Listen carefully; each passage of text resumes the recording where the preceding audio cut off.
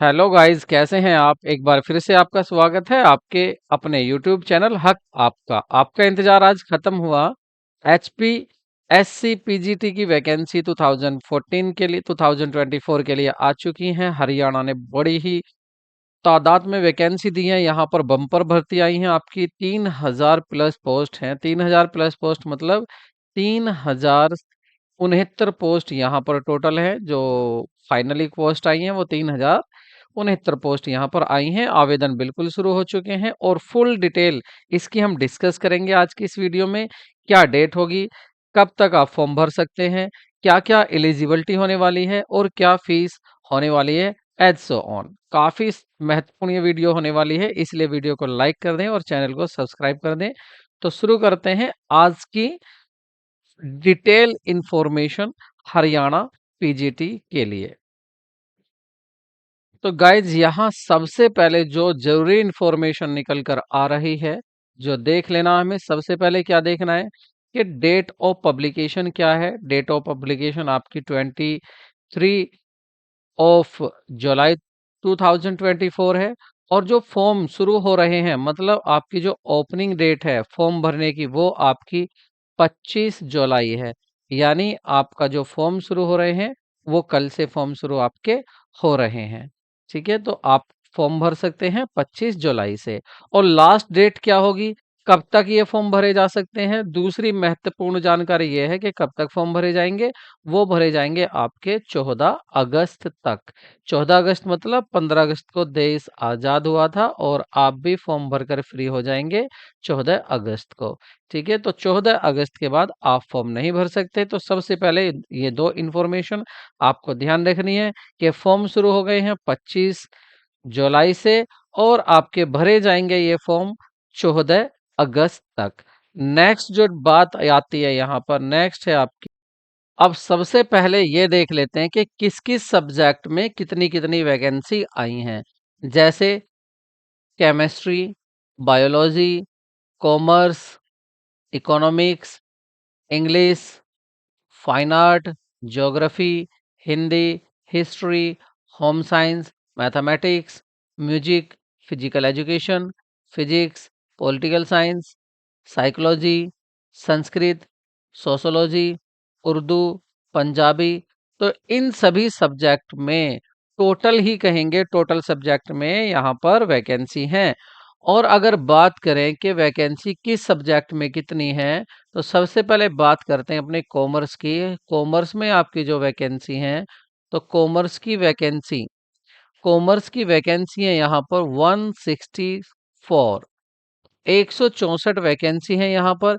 जिसमें जनरल के लिए 90 है, एससी के लिए 33 है। एससी भी कौन होगा? जो यहाँ स्टेट का है, हरियाणा स्टेट का। अदर स्टेट का जनरल में ही काउंट होगा। और आपकी बीसी के लिए 16 है और आपकी बीसीबी के लिए 8 है। ईडब्ल्यूएस के लिए यहाँ पर 16 कोटा है आपका। इस तरह से आपकी यहाँ पर वैकेंसी 164 वैकेंसी आपकी कॉमर्स में है। 164। इकोनॉमिक्स में आपकी 129 है। और इसमें भी रोहतक और मेवात, रोहतक में अगर बात करें तो 164 अकाउंट्स की हैं। और यहाँ पर मेवात में वैकेंसी कॉमर्स की नहीं है। और इकोनॉमिक्स की रोहतक मेवात दोनों में है। बाकी आप इसको डिटेल में देख सकते हैं। ये आपको पूरी पीडीएफ हमारे टेलीग्राम चैनल पर आपको इजीली मिल जाएगी, आपको वहां पर प्रोवाइड हो जाएगी। आप वहां से अपनी डिटेल अपने सब्जेक्ट की पढ़ सकते हैं कि किस सब्जेक्ट में कितनी वैकेंसी आई हैं। मुझे मेन बताना था आपको 164 अकाउंट्स का, कॉमर्स का, वो मैंने आपको बता दिया है कॉमर्स का।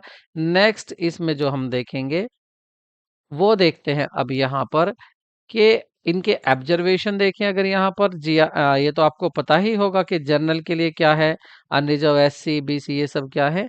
ये तो ऑब्जर्वेशन हुए।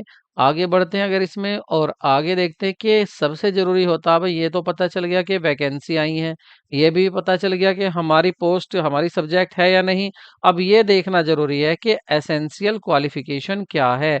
क्या हम फॉर्म भर भी सकते हैं या फॉर्म नहीं भर सकते? हम एलिजिबिलिटी हमारी एजुकेशनल क्वालिफिकेशन है या नहीं। तो यहाँ पर जो क्वालिफिकेशन की बात की गई है, essential qualification common to all advertisement post. तो देखिए, matrix with Hindi and Sanskrit, आपके हिंदी या संस्कृत के साथ मैट्रिक्स होनी चाहिए, मतलब 10th होनी चाहिए, और 10+2 हो, बीबीए हो, एमए हो, एमबीए हो या एमए हो, with Hindi as a one of the subject.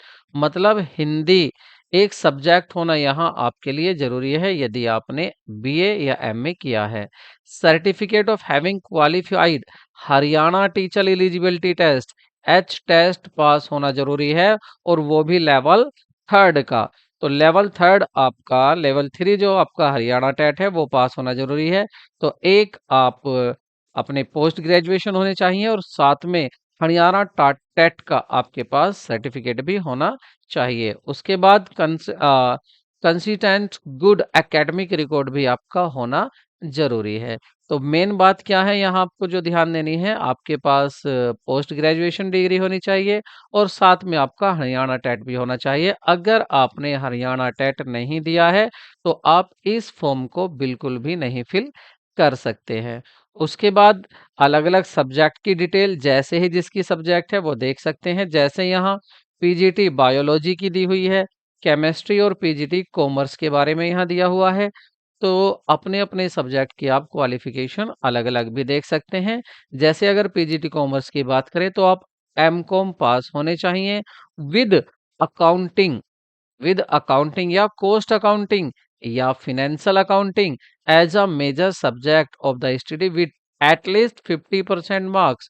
50% marks भी आपके होने जरूरी हैं एमकॉम में। और एमकॉम में आपके पास क्या होना चाहिए, अकाउंटिंग होना चाहिए, या कोस्ट अकाउंटिंग होना चाहिए, या फिनेंशियल अकाउंटिंग, आपका एक कोई सा भी सब्जेक्ट होना चाहिए। और इसके साथ साथ आपने किसी रिकॉग्नाइज्ड यूनिवर्सिटी से आप बीएड करे हुए भी होने चाहिए। बीएड डिग्री होल्डर होना चाहिए। और एमकॉम की डिग्री भी आपकी कह रहे हैं business economics shall not be eligible. इसमें अगर आप बिजनेस इकोनॉमिक्स वाले हैं तो आप अकाउंट्स के लिए एलिजिबल नहीं हो सकते हैं। इसी तरह आपकी और भी सब्जेक्ट की यहाँ पर डिटेल दी हुई है। फुल नोटिफिकेशन में मेरे टेलीग्राम चैनल पर, आपके हक आपका टेलीग्राम चैनल है, वहां पर आपको मिल जाएगा। लिंक हम आपको प्रोवाइड करा देंगे डिस्क्रिप्शन में। नेक्स्ट यहाँ पर अगर हम नेक्स्ट देखें, अब भाई ये भी बात हो गई कि फॉर्म कब से भरे जा रहे हैं, फॉर्म कब तक भरे जा रहे हैं, क्या क्वालिफिकेशन होनी चाहिए, और कब आप इस फॉर्म को भर सकते हैं, यानी कि एच टेट भी आपका होना चाहिए। उसके बाद अब हम देखते हैं स्कीम या पैटर्न एग्जाम का क्या होगा, ये भी देखना जरूरी हो जाता है। देखिए, टोटल जो आपके नंबर ऑफ क्वेश्चन होंगे वो यहाँ पर 100 होने वाले हैं। नंबर ऑफ क्वेश्चन आपके 100 होंगे, और 100 क्वेश्चन होने के बाद सब्जेक्ट वाइज सिलेबस जो भी है वो इनक्लोज्ड है आपका, इसमें ही आगे दिया हुआ है आपका सब्जेक्ट वाइज सिलेबस। उसकी भी हम डिटेल में चर्चा करेंगे सब्जेक्ट वाइज। ठीक है। नेक्स्ट, टाइम ड्यूरेशन जो होगा एग्जाम का वो 2 आवर्स होगा। मतलब 100 क्वेश्चन आपको करने हैं, और वो भी कैसे होंगे, एमसीक्यूज। और 2 आवर्स आपको वहां मिलने वाले हैं, और टोटल मार्क्स भी आपके 100 होंगे। इट मीन्स 1 मार्क्स का आपका एक ही क्वेश्चन होगा, सभी के मार्क्स भी इक्वल होंगे। और इसी के साथ जो आपको ध्यान देना है वो ये है कि जितने भी आपके एमसीक्यूज क्वेश्चन आएंगे उनके option A B C and D, आपके यहाँ पर 5 ऑप्शन होंगे। 5 ऑप्शन में से एक आपको चूज करना है।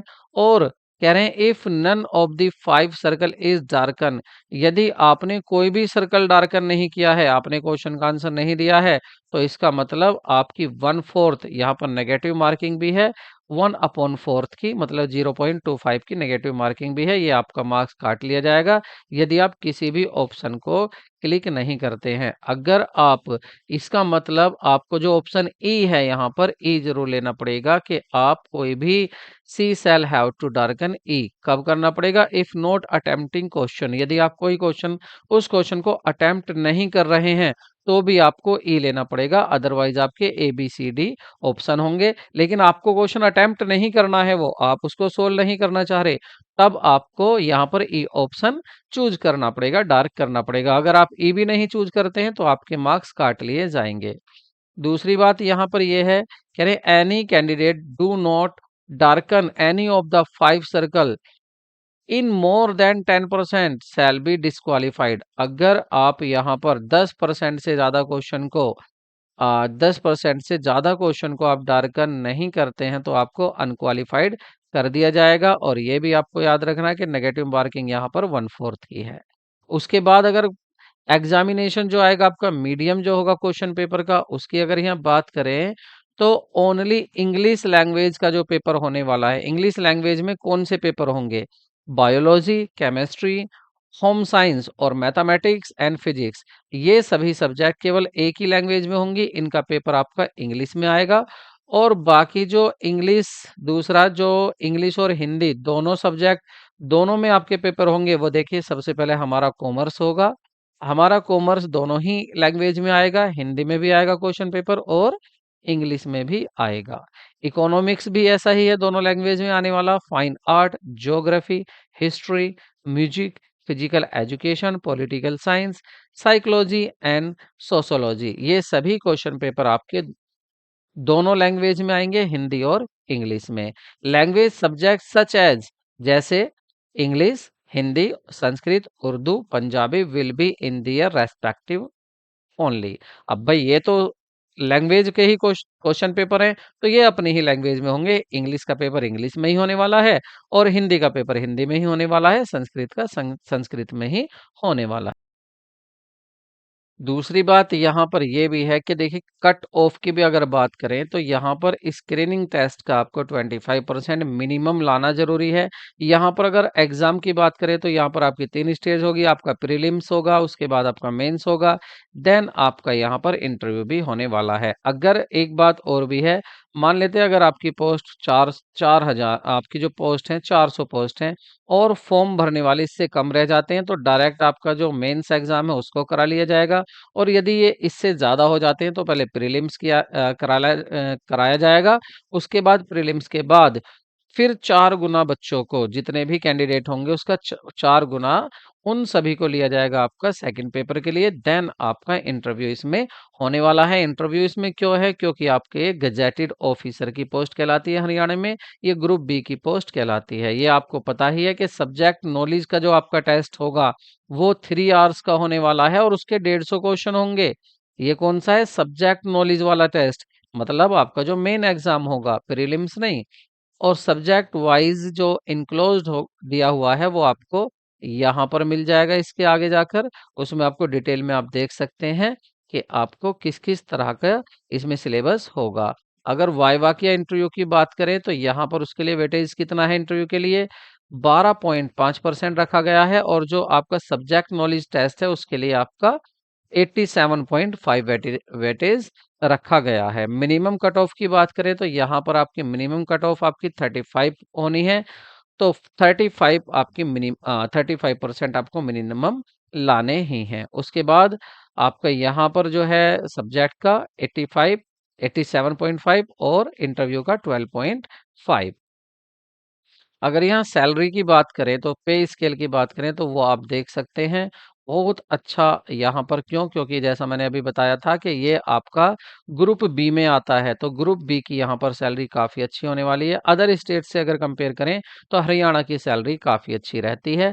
उसके बाद आगे अगर हम देख सिटीजनशिप की भी अगर बात करें तो यहाँ कह रहे हैं for this recruitment candidate must be either, या तो सिटीजन ऑफ इंडिया होना चाहिए या नेपाल या सब्जेक्ट ऑफ भूटान या Tibet, refugee who come over the India before the 1 जनवरी 1962 से। एज लिमिट की अगर यहाँ बात करें जो सबसे ज्यादा जरूरी हो जाता है, भाई ठीक है आपने सिलेबस भी देख लिया, आपने ये भी देख लिया एजुकेशनल क्वालिफिकेशन है या नहीं, उसके बाद ये भी जरूरी हो जाता है कि आप एज, क्या एज है। तो देखिए इसमें वही कैंडिडेट फॉर्म फिल कर सकते हैं जिसकी एज मिनिमम 18 हो और मैक्सिमम आपकी 42 हो। ये तो बात होगी जर्नल की। लेकिन इसी के साथ साथ ये जो डेट आपकी मेजर की जाएगी, कैलकुलेट की जाएगी, वो आपकी सभी 14 अगस्त को होनी है। कह रहे हैं कि more than are close date fix submission of the online application form the commission. दूसरा इसमें साथ ही एज आपको ठीक है 18 से 42 हो गया है। क्या इसके साथ एज रिलैक्सेशन मिलेगा? बिल्कुल मिलेगा वो, लेकिन उन्हीं कैंडिडेट्स को मिलेगा जो हरियाणा के वासी हैं। अदर स्टेट वालों को ये मौका नहीं मिलने वाला है। अगर आप हरियाणा के वासी हैं और आप एससी कैटेगरी से, हरियाणा की जो शेड्यूल कास्ट कैटेगरी है उससे बिलोंग करते हैं, तो आपको 5 साल का एज रिलैक्सेशन मिलने वाला है। बैकवर्ड में भी आपका 5 साल का मिलने वाला है, या कोई डिसेबल पर्सन है उसको भी 5 साल का रिलैक्सेशन मिलने वाला है। अगर बात करें यहाँ पर मिलिट्री पर्सन की, तो उनको भी अगर वो सर्विस में है 5 ईयर का यहाँ रिलैक्सेशन मिल जाएगा। और अगर कोई विडो है तो उसको भी 5 ईयर का रिलैक्सेशन यहाँ पर मिल जाएगा। अगर कोई वुमन है अनमैरिड है उसको भी 5 ईयर का रिलैक्सेशन मिलेगा। और एक्स सर्विसमैन के लिए भी यहाँ पर relaxation age to be extend of his military service at by the year 3 provided. तो यहाँ पर एक ज़रूरी बात जो निकल कर आ रही है वो ये है कि देखिए, आप कितना भी आपको रिलैक्सेशन एज में मिल जाए, लेकिन मैक्सिमम जो होगा वो आपका 52% होगा। तो 5% आप ले सकते हैं रिलैक्सेशन, लेकिन 52%, 52 ईयर्स ही, 52 ईयर्स हो मतलब 52 साल तक के ही आप इसमें एप्लीकेबल होंगे। ये बहुत ज़रूरी बात है यहाँ पर। तो हमने बात कर ली है यहाँ पर कब फॉर्म भरे जा रहे हैं, कब तक भरे जाएँगे, क्या एजुकेशनल क्वालिफ़िकेशन होगी, क्या-क्या पेपर होगा, आपका एग्ज़ाम कैसे होगा और कितना एज रिलैक्सेशन आपको यहाँ पर मिलने वाला है। रिज़र्व कैटेगरी में यहाँ पर जनरल तो आ रहे ही नहीं है, लेकिन यहाँ पर जो हरियाणा के वासी हैं, उनको यहाँ पर रिलैक्सेशन मिलने वाला है। आगे अगर यहाँ पर हम बात फीस की, क्योंकि फीस सबसे ज़रूरी बात हो जाती है। देखिए, बिना फीस के आप फॉर्म नहीं भर सकते, फीस ज़रूरी है। तो यहाँ फीस के बारे में आप इसको जो फीस आप पेबल कर सकते हो नेट बैंकिंग से करेंगे, डेबिट कार्ड से कर सकते हैं और क्रेडिट कार्ड से कर सकते हैं। वो भी 5 बजे तक शाम को, 5 बजे तक भी क्या, 14 अगस्त को 5 बजे तक आप फीस जमा कर सकते हैं। अब फीस कितने होने वाली है, देखिए जो मेल कैंडिडेट हैं जनरल कैटेगरी के, including dependent son of ex serviceman of Haryana, उन सब के लिए यहाँ पर जो फीस है वो आपकी 1,000 रुपये रखी गई है। फीमेल कैंडिडेट की बात करें यहाँ जनरल कैटेगरी की, तो उनके लिए 250 रखी गई है। और फीमेल कैंडिडेट एससी बीसी की बात करें उनके लिए भी 250 है। और यदि for all person disabilities categories candidate with at least 40% disability of Haryana only, Haryana के जितने भी दिव्यांग हैं, डिसेबिलिटी पर्सन हैं, कैटेगरी में आते हैं, उनके लिए कोई भी फीस नहीं रखी गई है। तो फीस आपकी 1,000 से लेकर नील तक यहाँ पर फीस रखी गई है। ये सबसे जरूरी पार्ट हो जाता है फीस का भी पता होना। तो गाइज यहाँ पर आपको इतनी जानकारी हमने दी, फॉर्म आप भर सकते हैं या नहीं भर सकते, कब आप भर सकते हैं, कब तक फॉर्म भरे जाएंगे, फीस कितनी है, और आपको जो डिटेल्ड सिलेबस की है बात के, आप किस सब्जेक्ट से रिलेटेड, आप किस सब्जेक्ट से रिलेट करते हैं, आपको कौन सा सब्जेक्ट आपका अपना सब्जेक्ट जिसका आप देना चाह रहे हैं एग्जाम, उसका आपको डिटेल में सिलेबस वो हमारे टेलीग्राम चैनल पर मिल जाएगा। और हम डिटेल में इस पर और वीडियो बनाएंगे जिसमें अपनी कॉमर्स का डिस्कस करेंगे। हम उसमें ये भी बताएंगे कि कहाँ से ज़्यादा क्वेश्चन पूछे जाते हैं और कहाँ-कहाँ से क्वेश्चन पूछे जाएंगे। पहले अगर ये क्वेश्चन जितने भी पहले क्वेश्चन पूछे गए हैं आपके पीजीटी में, वो कौन-कौन से क्वेश्चन पूछे जा रहे हैं, फुल डिटेल हम आपकी नेक्स्ट वीडियो में करेंगे। तो मिलते हैं नेक्स्ट वीडियो में। जाने से पहले वीडियो को लाइक ज़रूर करें। Take care, bye-bye.